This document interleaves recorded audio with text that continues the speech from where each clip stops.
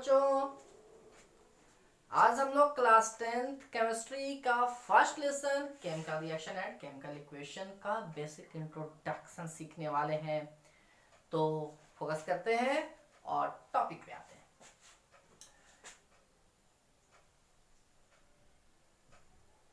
Chemical reactions and equations. Chemical reactions and equations.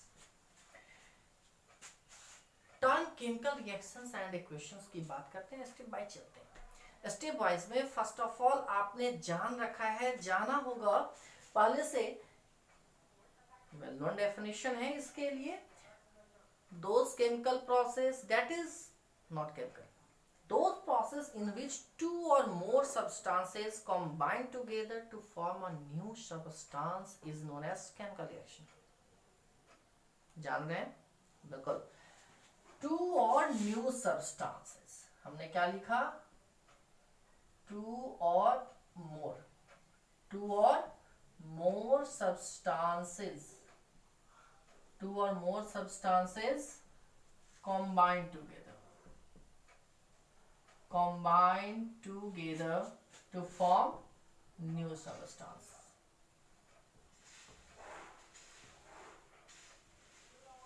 अब देखिए, दो या दो से अधिक, टू और मोर सब्सटेंसेस अगर कंबाइन कर रहा है और न्यू सब्सटेंस बना रहा है तो ये प्रोसेस जो है वो प्रोसेस क्या कहलाया?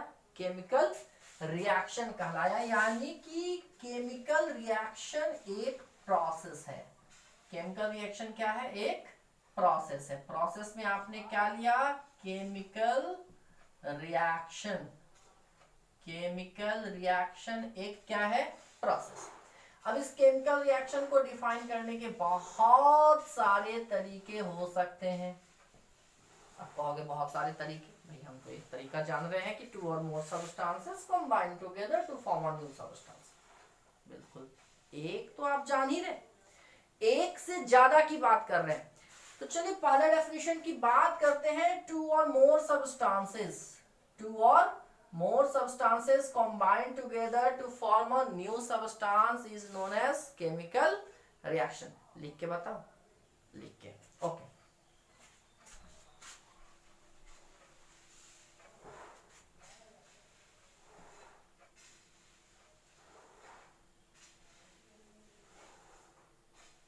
those process in which two or more substances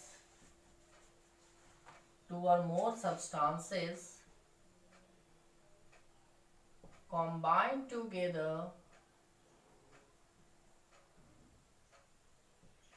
to form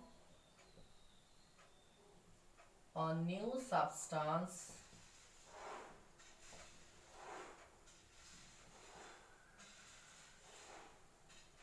is known as chemical reaction। ये तो पहली बात हो गई कि दो या दो से अधिक सब्सटेंस ने रिएक्शन किया, कुछ नया बना दिया और वो क्या हो गया? केमिकल रिएक्शन हो गया। ये हमने फर्स्ट डेफिनेशन की बात की। अब जैसे इसमें आप गौर करें कि अगर आपने लिखा है H2O2 रिएक्शन करके H2O बना रहा है, यानी कि यहाँ जो हाइड्रोजन है, क्या है ये? हाइड्रोजन है। ये हाइड्रोजन गैस ने रिएक्शन किया किससे? ऑक्सीजन गैस से, और बनाया क्या? वाटर। और ये वाटर कैसा है? लिक्विड।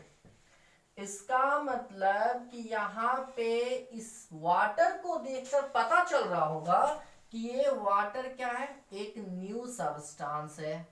वाटर क्या है? एक न्यू सब्सटेंस है। तो न्यू सब्सटेंस जो यहाँ हमने लिखा उस पे फोकस होगी, न्यू सब्सटेंस बना।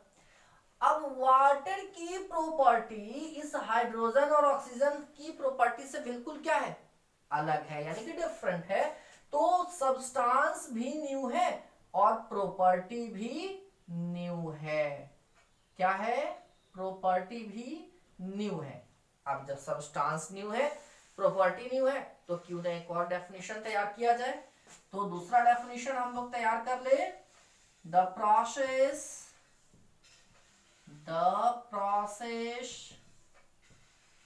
in which new substances with new properties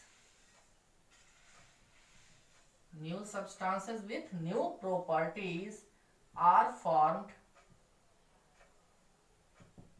is known as chemical reaction.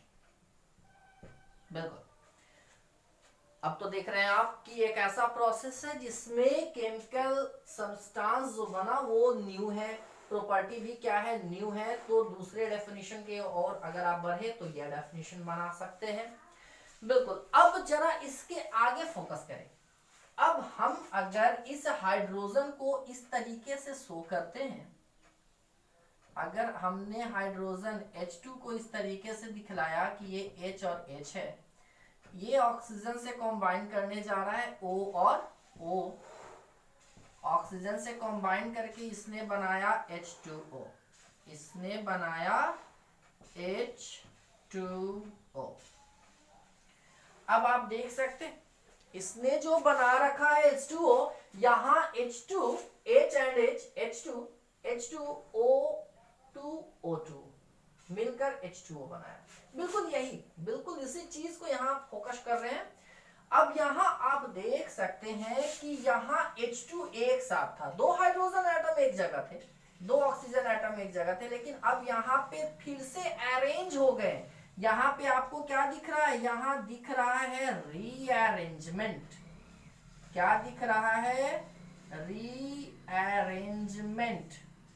अब जब रीअरेंजमेंट दिख ही रहा है तो ये भी तो हम बना सकते हैं कि एक ऐसा प्रोसेस जिसमें एटम्स का रीअरेंजमेंट होता हो, that is called chemical reaction. Easy है, इजी स्टेप्स, स्टेप बाय समझ में आ रहा है। बिल्कुल, चलिए आगे बढ़ते हैं। तो आप लिख सकते हैं अ प्रोसेस, चलिए द प्रोसेस की बात कर ले। The process in which rearrangement of atoms take place, rearrangement of atoms take place is known as chemical reaction। बिल्कुल, तीन डेफिनेशन आपके सामने है, तीनों ही अपनी जगह बिल्कुल सही है। अब एक और जो आप इससे बना सकते हैं अपने से, आप खुद सोचिए कि अगर यहां न्यू सब्सटेंस है, प्रॉपर्टी भी न्यू है, रीअरेंजमेंट ऑफ एटम्स भी हुआ, लेकिन क्यों हुआ? क्योंकि केमिकल रिएक्शन हुआ। ठीक है, आपने बिल्कुल सही कहा कि केमिकल रिएक्शन हुआ, लेकिन इस दौरान एक बात और है जो फोकस करने की चीज है कि यहां H2 के बीच कहीं ना कहीं एक बॉन्ड था, जो बॉन्ड यहां अब क्या हो रहा है, ब्रेक हो रहा है। यहां पे बॉन्ड क्या हो रहा है, ब्रेक हो रहा है। हाइड्रोजन के बीच का बॉन्ड ब्रेक, ऑक्सीजन के बीच का बॉन्ड ब्रेक, यानी कि बॉन्ड ब्रेकिंग हो रहा है। तो आप कह सकते हैं कि यहां पे क्या दिख रहा है आपको, बॉन्ड ब्रेकिंग, बॉन्ड ब्रेकिंग दिख रहा है। अब कैसा बॉन्ड ब्रेकिंग दिख रहा है भाई, ये रॉ मटेरियल है, पहले आपने लिया तो पुराना बॉन्ड है, इसलिए ये कह सकते हैं कि ये ओल्ड बॉन्ड है जो ब्रेक कर रहा है। अब यहाँ पे न्यू सब्सटेंस बना, इसका मतलब बॉन्ड भी नया है। तो बॉन्ड नया है तो कह सकते हैं कि यहाँ पे क्या बन रहा है, यहाँ और यहाँ क्या बन रहा है, ऑक्सीजन और हाइड्रोजन के बीच न्यू बॉन्ड बन रहा है, यानी कि न्यू बॉन्ड फॉर्म हो रहा है, न्यू बॉन्ड फॉर्म ना। अब इस बेस पर आप एक और बना सकते हैं, क्या बना सकते हैं, the process in which breaking of old bond breaking of old bond and formation of new bond, takes place is called chemical reaction. अब इस तरीके से आप देख सकते हैं चारों के चारों डेफिनेशन जो कि केमिकल रिएक्शन से रिलेटेड है, ये सब आपके सामने है। आप स्टार्टिंग से एंड तक उस इंट्रोडक्शन टर्म केमिकल रिएक्शन को इजीली समझ पा रहे होंगे कि एक ऐसा प्रोसेस है जिसमें एक न्यू सब्सटेंस का फॉर्मेशन हो रहा है। कब हो रहा है? जब दो या दो से अधिक सब्सटेंस आपस में रिएक्शन कर रहा है। तो टू और मोर सब्सटेंसेस का रिएक्शन होना जिससे कि न्यू सब्सटेंस बन रहा है वो कहलाता है केमिकल रिएक्शन। जिस दौरान कुछ नया नहीं है, एटम्स का रीअरेंजमेंट आपको देखने को मिला था, इसलिए rearrangement of atom takes place. Rearrangement के साथ साथ न्यू प्रॉपर्टीज और लास्टली ओल्ड बॉन्ड जब तक टूटेगा नहीं तब तक न्यू बॉन्ड फॉर्म करेगा कैसे? इसलिए breaking of old bond and formation of new bond is also called chemical reaction. तो ये केमिकल रिएक्शन की इंट्रोडक्शन की बात है। यहां तक आप अभी 2 मिनट का टाइम है, आप कॉपी करिए।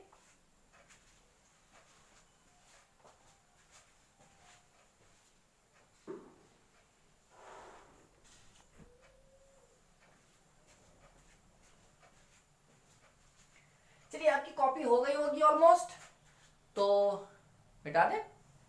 ओके,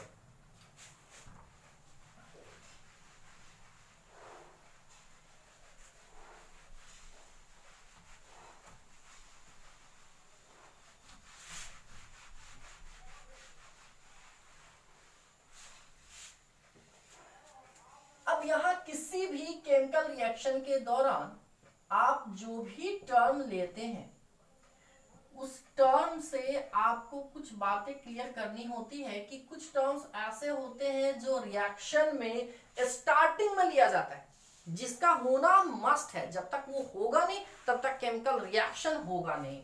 तो उस टर्म को हम लोग बोलते हैं रिएक्टेंट्स। क्या बोलते हैं इसे? रिएक्टेंट्स बोलते हैं। और जो भी केमिकल रिएक्शन के दौरान लास्ट में बनता है, कुछ नया बनता है, वो हमारा कहलाता है प्रोडक्ट। क्या कहलाता है?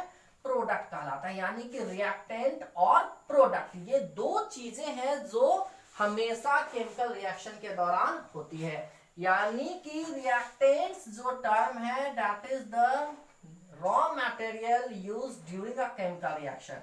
क्या है ये? रॉ मटेरियल है। रॉ मटेरियल्स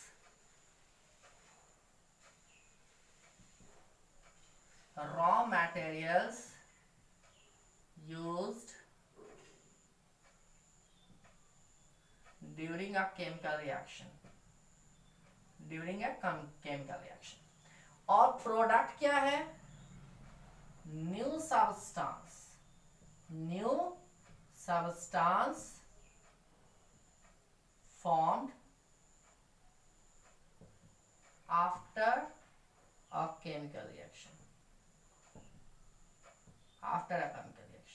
यानी कि एक केमिकल रिएक्शन के बाद, एक केमिकल रिएक्शन होने के बाद, कभी कभी आफ्टर के साथ, कभी कभी ड्यूरिंग भी होता है। ठीक है, बनते ही रहता है, ड्यूरिंग भी रिएक्शन हो सकता है। तो न्यू सब्सटेंस, यहाँ थीम समझना है पहले कि new substance form after a chemical reaction. After chemical reaction की समाप्ति पर जो नया कुछ बन रहा है वो है आपका प्रोडक्ट। और स्टार्टिंग में जो मटेरियल आपने लिया वो क्या हो गया? रिएक्टेंट।